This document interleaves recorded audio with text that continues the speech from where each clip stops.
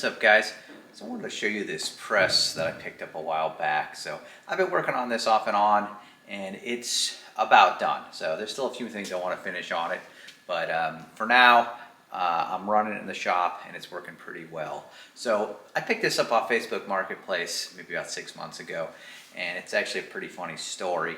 I saw this and it had tooling with it. You can see down here, I've organized it out of a tray. I've done a lot to this press. The tooling was all in immaculate condition. So, and the guy wanted $100 for this setup. I said, well, something doesn't add up here. Also, it did not contain the screw. So that part was missing, and it was very ambiguous whether what this handle was for. So, but I saw the tooling and I saw how clean everything was, and I said, well, there's got to be another story to this. So I contacted the guy. Turns out he had built this in 1980. He worked at the Bethlehem shipyard in San Francisco, and he had the fabricators, machinist in the yard. He was an engineer there. He built it for him, and he took no expense. So he really did a fantastic job on this. And like I said, the screw was missing, so I remachined that part.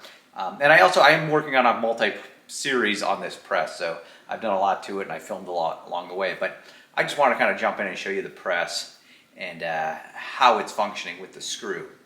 So that being said, this is like a big ship wheel. It's 18-inch diameter and it has an aluminum bronze bearing in this Blanchard plate. It's threaded for this screw, which is a 1 1/4 5. So I had machined this and it's slotted on the back, and there's a key in there to keep it from twisting. So it's essentially like a giant bench vise. And it actually got some stiction in there when I got this assembled. So when I load up this screw, it would get real tight, and you got to pull down on the ship wheel and it would break loose. So what I did is I machined a trepanned groove in there and added a radial bearing. And now it doesn't do that, so it's much more convenient to use. So the main reason I'm actually filming this video also is a while back, Jason of Fireball Tool posted a thing you can do with your bench vise to see how much tonnage it's actually producing. So it's coupons like 2x2 quarter wall, square tube, cut to 1/4 inch, 3/8, half, 3/4, 1 inch, 1 1/4. In each of those, Jason's tested with a load cell to see when they fatigue or what the yield strength of it is. So I have cut those up and I want to try it out here on the press because I'm curious myself to see what this press will actually generate. So I was always thinking, oh, maybe it's a 12-ton press with the screw, and I actually already tried it with that 1/4 inch coupon, and that's only 2,200 pounds, and you got to put a little force on it, but we'll go through and see together. So I bet that 1/4 inch one no problem, but I was always thinking it's 12-ton, but we're going to find out. So I have the notes actually right here. So 1/4 inch is 2,000 pounds, 3/8 is 5,500 pounds, 1/2 inch is 8,000. So 1/2 inch is like a 4-ton press. 3/4 is a 11,700 pounds.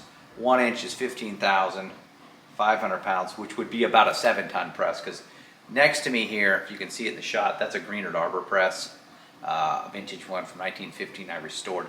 That is supposedly a 7-ton press. I have it, anyways, that's besides the point of this video, but that handle I have on it is a 1 inch diameter. Greenard specs a 1 1/4, because when you lean on that 1 inch handle bends and you lose probably a couple tons in the process. So if I rebuilt that and put a 1 1/4 handle on it, I think I'd be able to get a little more tonnage out of it. Anyway, so back to this press. So I was at 1 inch, 15,500 pounds. That's about 7 tons. They'd probably be pushing it here. And then I got a 1 1/4, which is 20,000. So that would make it a 10-ton. So I don't think it's going to do that, but we're going to find out and see. So if it did, that would be a 10-ton. And I always thought, oh, maybe it's a 12-ton with the screw. But we're going to find out. And this is all, you're not pushing a button. You're actually forcing this. So the more you had a breaker bar on these arms here, you might be able to get away with it. But in real world application, it's not going to do it. So I'll bring you a little closer and show you what we're doing.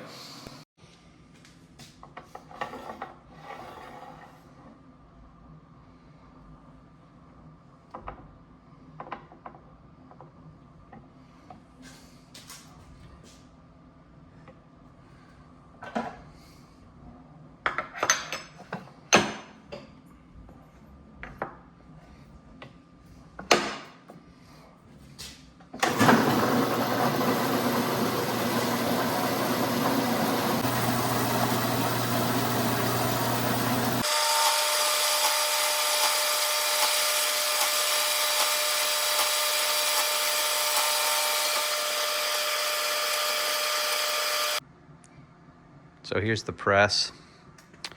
Yes, like I said, I'm gonna do another build series on this, which I've done a lot to this press since I got it. This is another Firebolt product, fixture plate. So you can bolt tooling into this. I have a little press brake setup I've made. I slotted the sides and added these braces so I can actually get work to go through. And then, like I said, when I got it, the screw was missing, but I've remachined all that, and I added a radial bearing in here so I don't get that stiction when you load up the screw. Okay, I am here in front of the screw press with these coupons that Jason had checked against his load cell. So we got a 1/4 inch, all this is 2x2 quarter wall hot rolled square tubing. 1/4 inch. Supposedly the yield strength on it is 2,000 pounds, so that's 1 ton. And then we got 3/8, 5,000 pounds, 1/2 inch, 8,000 pounds. That would make this a 4-ton press. 3/4 is 11.7. Let's call that 12,000 pounds. 6-ton press. And then 1 inch is 15,500 pounds. And then the last we checked is 1 1/4 is 20,000 pounds. So we're gonna set this up. And I just put a steel plate down just to kind of save my press plate. I doubt anything could happen to it, but I figured, you know, this is a new setup. I want to keep it as clean as possible. So you pretty much do that and then load up the screw. And this is a little awkward. It's a little tall for me. It's probably be better on a bench vise, but I really do want to just see what this press is capable of in this configuration. Like I said before, I was just curious, and I don't have a load cell, so this is kind of the perfect test for me, and then we'll see how it does. So I'm gonna bring it even a little closer when I do the actual pressing here. All right, so I'm set up here under the press. I think you guys can see me okay.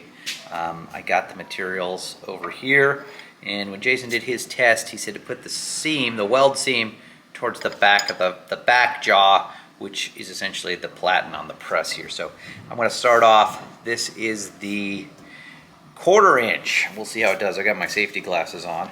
So I can get a pretty good grab on this handle. We'll see how it does. So you can see that starting to go pretty good there. So that doesn't take too much pressure. So I would call that good right there. So that didn't take too much. That's the 1/4 inch. And now this is the 3/8 weld seam to the back. Okay, so this is, I'm gonna make sure this squares up. I don't want this shooting out of here. So this is 5,000 pounds. And you know what, that doesn't feel that much different than the 1/4 inch. Okay, so go a little, I think that's good. It's starting to kind of twist the screw a little as well, which, you know, that's just the nature of how this is. I might be able to move this up. Actually, it's on 5-inch on center on the hole, so I might take this up a little just to get a little less leverage on the screw. So I feel like some of the force is going into that. So I'm going to reposition the camera. All right, so let's bring this screw back up.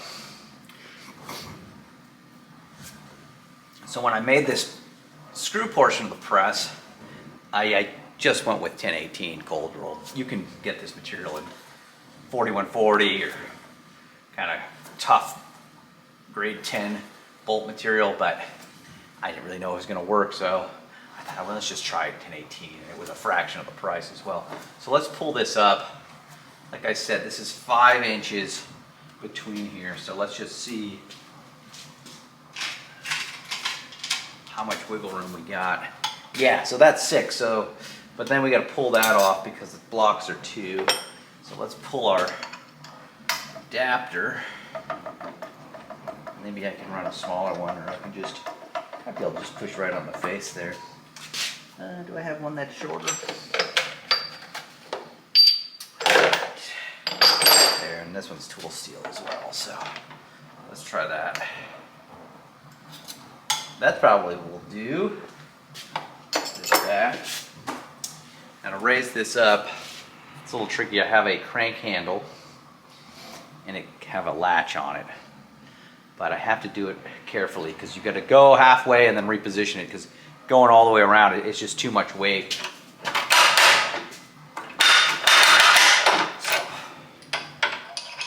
And the same with coming down.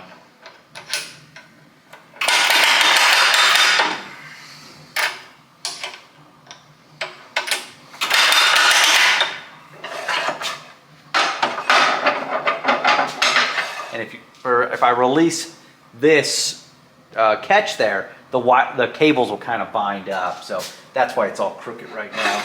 I need to drop it all the way to the bottom and kind of start over and wind them up.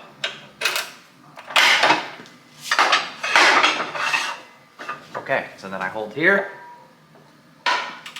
bring this back down, and that's it. Okay, and look at that. This is up pretty high here, but at least we have less tension on the screw. Okay, so I'm hidden back in here. You can still see me. So now we just did the 3/8, which was, I think it's 5.5 thousand pounds. Now we're gonna do the 1/2 inch, which is 8,000. And we're shrinking up this assembly here. So it's just a little less pressure on the screw. So this is mostly set up maybe for broaching, where your tonnage is gonna be consistent and pretty low. And they maybe won't have as much flex on the screw, but it's kind of good to know. Like I said, I haven't really used this. I've just been messing around with it since I finished it. So I might am remaking that screw out of something tougher. But also this part of the press is mostly for straightening parts, where you just want to have that feel like with an arbor press. So let's see what it does. Okay, so we're centered. This is the 1/2 inch, 8,000 pounds. Let's see what we got.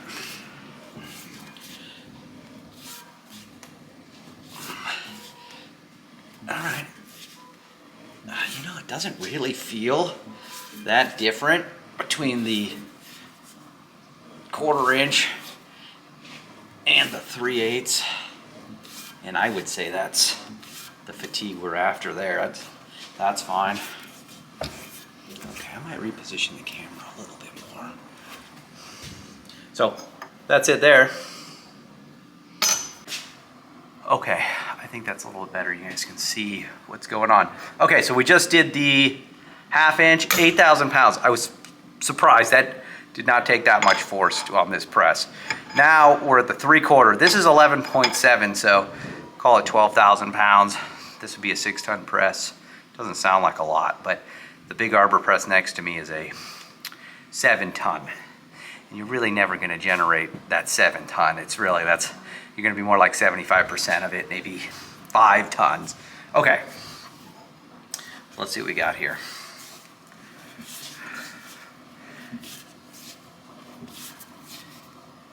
All right, now this feels like it's got more pressure on it.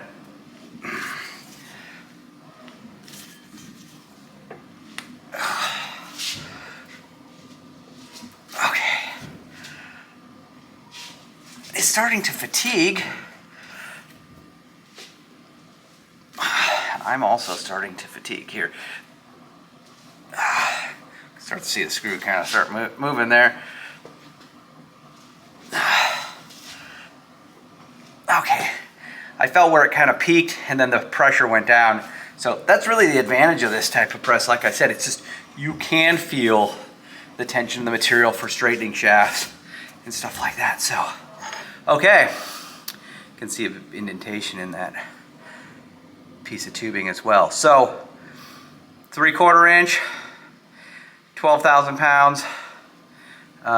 It did it. Okay, I was thinking I was gonna have to move over to, there's a journal jack that goes in here as well, which I haven't shown you guys yet. That will develop 25 tons. I've used it. I don't think it does 25 tons. More like half that. All right, so here it is. 15.5, so 7 tons, 1 inch material. I didn't think we were gonna get up to this. Seam is at the bottom. This is a piece of 1 inch material as well. These are cut, I think, maybe at 64th over as well, so.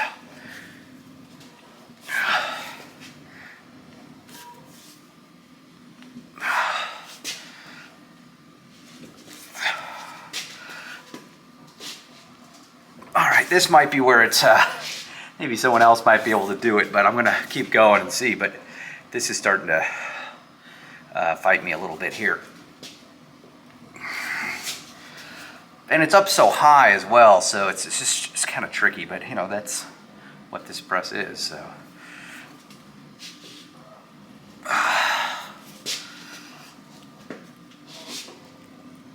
All right.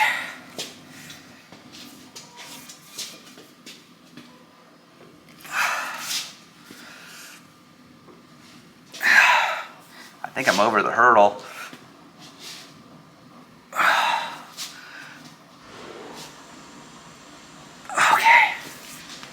See, I probably wouldn't feel comfortable putting that much pressure on a part like this. So let's back that off. I still think that kind of counts for what we're doing.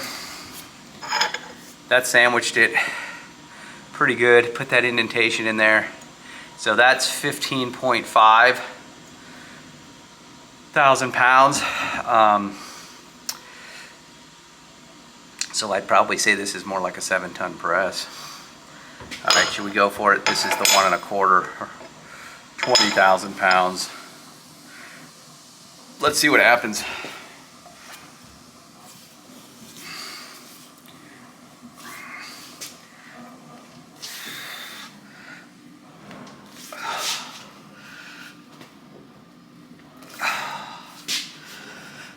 Let's see here. Yeah, I think that's it. I think, well, I'm also pretty exhausted from doing that. Okay. Luckily this thing doesn't stick anymore. So that's it. You guys can see me in here. We maxed out at the 1-inch material, the 15.5 thousand pounds. I believe if you watch that video Jason posted on YouTube, it's in his shorts. YouTube shorts. I don't think he got to this either. He might have, but you're really hanging on that handle. So if this was a little bit more ergonomic and lower, and you could use your like body weight a little bit more, it probably would do it. But this is still a good test, so I know now that this is what this press is kind of rated at, and it works for me. So I'll pull you around and show you, finish up the video. All right, so we're done with the operation bending these coupons, these 2x2 quarter wall coupons, and I'll just summarize what we had done. 1/4 inch, 2,000 pounds, no problem. 3/8, 5.5 thousand pounds. Also really didn't have much resistance. And 1/2 inch, 8,000. 3/4 is like about 12,000. And then we maxed out at the 1 inch, the 15.5 thousand, and then it wouldn't do the 1 1/4. It might have done it if you had a breaker bar on there, but Jason said that wasn't really part of the test. So this is still kind of fun to see what this press is capable of now. I wanted to get a load cell to actually test it, but this is the next best thing. So it's cool to keep this with the press. And thank you for watching. I'm going to post more content on this project. I have filmed the whole thing when I was working on it. Putting the slots on the side, adding these bushings for my press brake attachment, building the fixture plate so I can bolt tooling to this, rebuilding the tooling it came with so I can actually bolt it in or just pin it into this plate.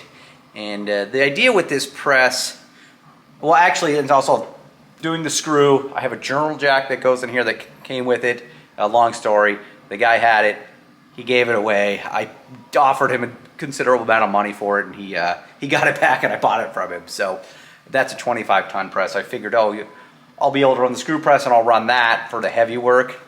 But it's a real bear, like if you're going to do production work. So eventually, I'll have a hydraulic single-stage cylinder, 25-ton, with a pump, like I have on my Hosfeld bender, and then that'll be my production press. But it's all interchangeable, and these things, they break down pretty quickly, so I can swap between a screw, journal jack, or the hydraulic cylinder when I get it pretty quickly. So when I was looking for presses, I wanted something that was 24-inch opening, which this had, so I could use an off-the-shelf fixture plate, and this is just like the perfect footprint. So it's a multi-use press for me. But yeah, the video I'm going to do, I'll go through and show you guys how I did the slotting, so I can pass work through here And like I said, this press has to do many things, and its main intention, other than doing bearings and bushings and mild press brake work, is straightening parts after I machine them. Like the shaft here for this screw, well, when you take tension out of it, it bows. So the idea is I can run V-blocks in here, the tooling that I have that kind of just click into the fixture plate. I can bend parts back, and the screw is perfect for that because you can feel the tension in it. So thanks again.